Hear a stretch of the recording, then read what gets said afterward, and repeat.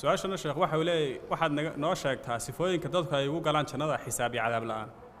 haddiise qofka la gubo isagoon ogolayn miyuu ka hadhayaa qoladaasi nebigu sheegay in jannada xisaab iyo cadaab la'aan ku gelayaan nabigeenu calayhi salaatu wasalaam wuxuu sheegay ana 70,000 min ummati yadkhuluuna aljannata bigayri xisaabin walaa cadaab in 70,000 oo ummadiisa ka mid jannada ay geli doonaan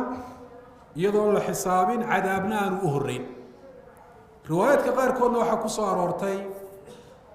in maca kulli 70,000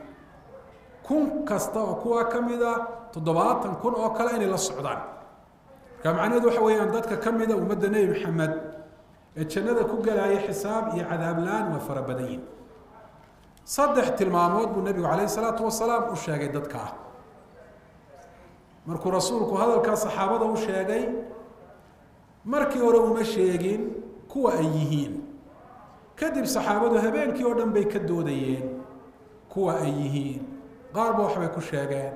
qaar waxay dhahdeen waa kuwii islaamnimada lagu dhalay qaar waxay dhahdeen waa kuwii hijrooday camalkaa weyne qiimaha badan sameeyey nebigu calayhi salaatu wasalaam jawaab kale ayuu bixiyey hum aladiina laa yastarquun walaa yaktawuun walaa yatatayaruun wacalaa rabbihim yatawakkaluun walxadiid fi bukhaari wa muslim wuxuuhi waa kuwa aan ruqyo dalbahay oo qof odhan maayaan qur'aan ama duco igu tuf walaa yaktawuun ismana gubayaan xanuun iskama gubayaan walaa yatatayaruun waxay maqleen ama ay arkeen ama ay ogaadeen sida waktigoo kalena ma baasaysanayaan laa yatashaamuun maxaa ugu wacan saddexdaa sifo sifada dambe wa calaa rabbihim yatawakkaluun tashmal الصفة الأخيرة تشمل الصفات الأولى صفة الضمبة وحي كوبسانيسا وإيادا فرع كا صدح الصفة هوري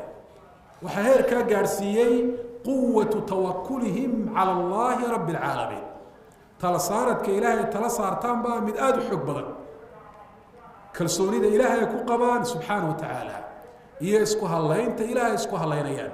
واعتمادهم على الله تبارك وتعالى يعسك الشر إلهي عسكريان ينتظرون الشفاء من الله سبحانه وتعالى إلهي بيكسو قيان شفاء وقوة رجائهم رجاد حوق بدن إلهي كقبان أي شفاء قد البيان ولهذا اسم القبيان عندنا أوران مايان يقول في القرآن أمد عين haddaynu u fiirsano saddexdan sifo waa xaaraan iyadu tatayurku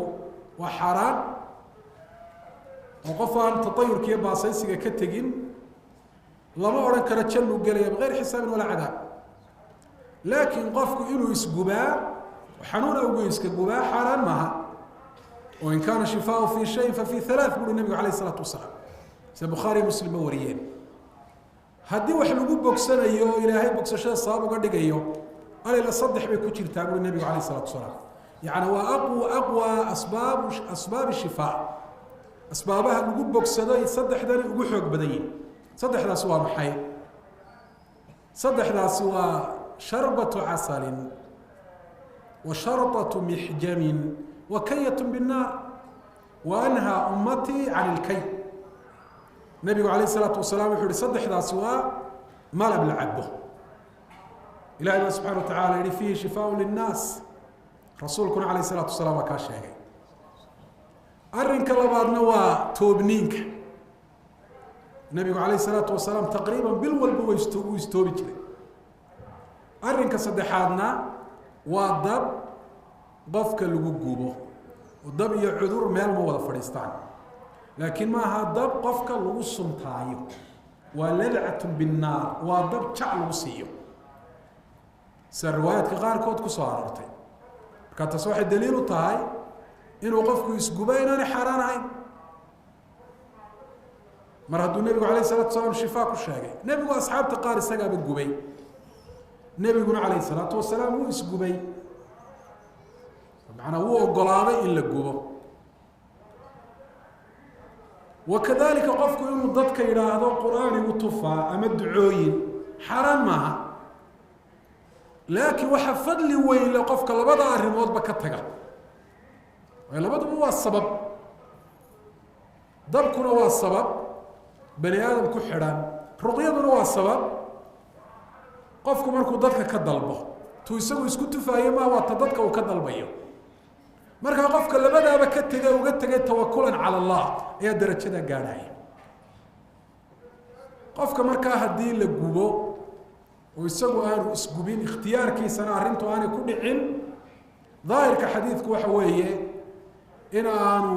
arinka ku waayahay dabka noocaasa ee ku dhacay wallahu a'lam jazakallahu khair